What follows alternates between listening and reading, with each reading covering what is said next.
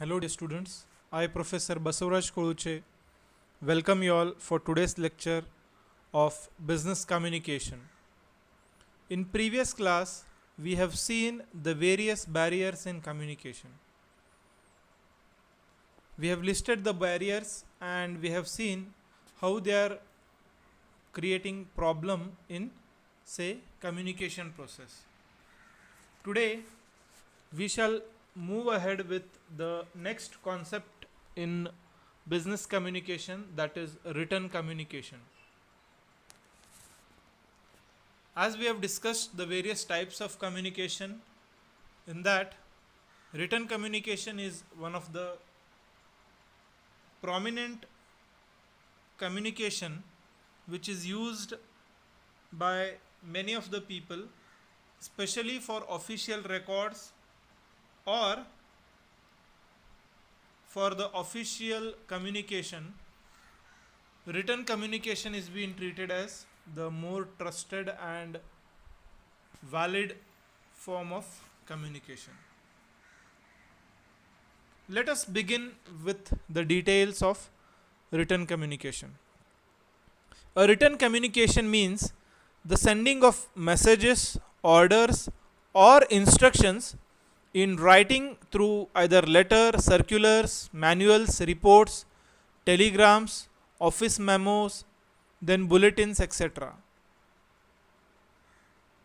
Like the meaning of the communication itself tells that the method of passing on the information, message, instruction, or order, either it may be through any of the mode. But here in written communication, sending of message, orders, instructions in writing through letters, circulars, manuals, reports, telegrams, office memos, bulletins, etc. It is formal method of communication and is less flexible. A written document preserved properly becomes a permanent record for further references. Whereas the oral communication cannot be preserved, cannot be, say, kept for further references, but a written document is always used as evidence, used as, say, used and kept for further references as well. So it is, say, said to be a less flexible form of communication, wherein the written documents are being preserved properly and become a permanent record for further references. Written communication can also be used as legal evidence. As we discussed, it can be preserved and used for legal evidences during any of the cases.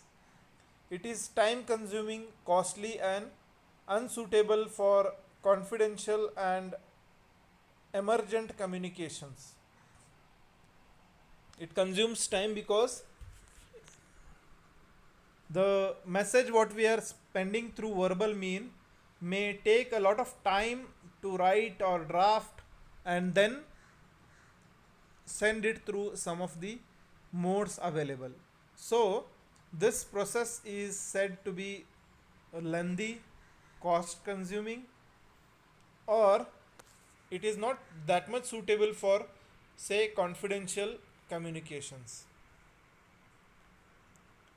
And it is also used for, say, legal evidences during the cases.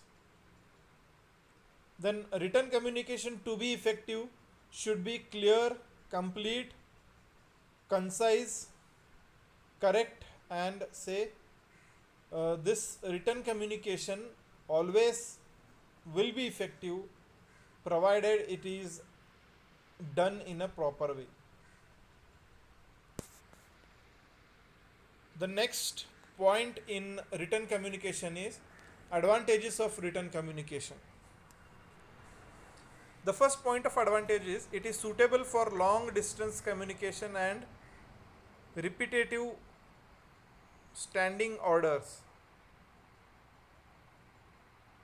Many times, suppose if we want to communicate it for say long distance, the verbal means maybe not that proper. Maybe sometimes the network failure may be there and or other things may there. So at that point of time, if I write this letter or anything in a written form, and I can send it through post, email, or say message, etc.,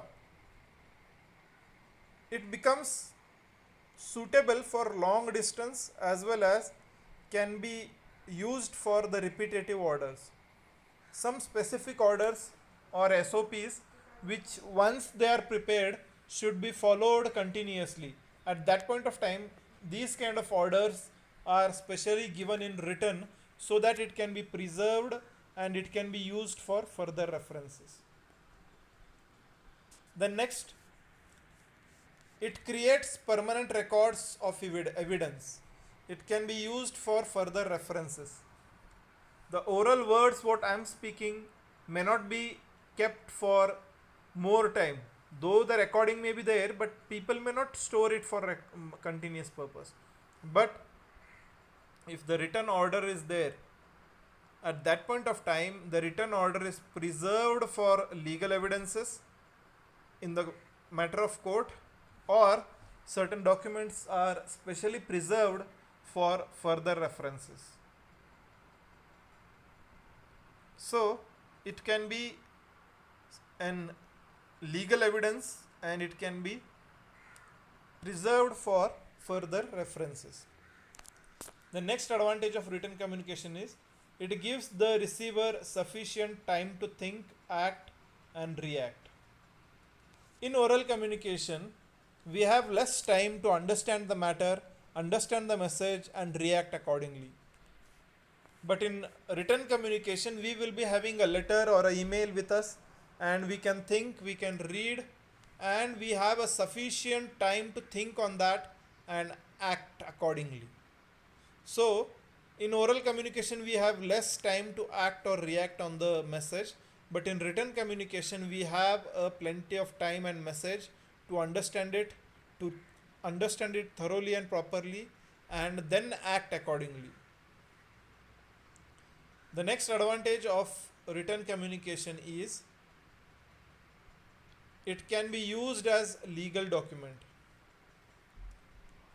In court, very rare oral evidences are considered, but a written evidence or written document is considered as the most preferable evidence. So it is used as legal document. Special orders will be given and those orders will be say treated as a legal document. The next, it can be sent to many persons at a time. In oral communication, I may speak with few people, but the written communication can be done to n number of people. Take an example. Now the order of lockdown given by the Chief Minister of Karnataka. This order is in written format and it is say applicable for all and it is used for long time till the lockdown is finished, and it can be sent to many people. Here our Chief Minister is not going to come to everybody and tell that Monday onwards strict lockdown. But here he has removed a notification in a written, and this written evidence is being circulated throughout the state. So it can be sent to many persons at a time. The next advantage of written communication is it is suitable for sending statistical data, chart, diagram, pictures, etc. The written communication is always used for further decision making, and here the written communication will help us for sending statistical data, charts, diagram and pictures in a proper way to make the message clear, straightforward and understandable manner. The next point of advantage of written communication is order, allotment of work, job distribution, etc. in written form reduces ambiguity and help in fixation of responsibility. Here, the orders allocation of work, especially when we are appointed, we will receive a written letter order, so that in that letter the detailed information will be given in terms of job description, then what work allocation, orders, etc., etc., so that it will be a clear cut and a responsibility fixing activity. Otherwise, if we are doing it in an oral way, it will be having many ambiguities. So it is always preferred to give a written order or allocation of work document or distribution of work, etc., in a written format only. The next advantage of written communication is uniformity in work pressure can be maintained through written communication. Many times, if we just distribute the work orally, the employees may not understand or may be under ambiguities and they may not spread the message clearly. But here, in written communication, the work will be completely distributed in a proper way and a uniform work will be allocated to each such members in the organization. So uniformity in work procedure can be maintained through written communications only, because if it is a oral, we don't have an evidence especially for this, and at that point of time the employee may misuse the oral orders. So a written order will be having a long life and it is a preservable document which becomes more so, say, uniform and through written communication. Next, it is easy to send unpleasant or bad news through written communication. Many times the orders or the bad news, if they are there, we cannot speak with the person through phone or in with face to face. But if the same thing is in written manner, then we can just hand over the message or the written letter to the person to whom we want to communicate. So here the unpleasant or bad news can be communicated through written communication. The next advantage of written communication is a good written communication can create goodwill and promote business.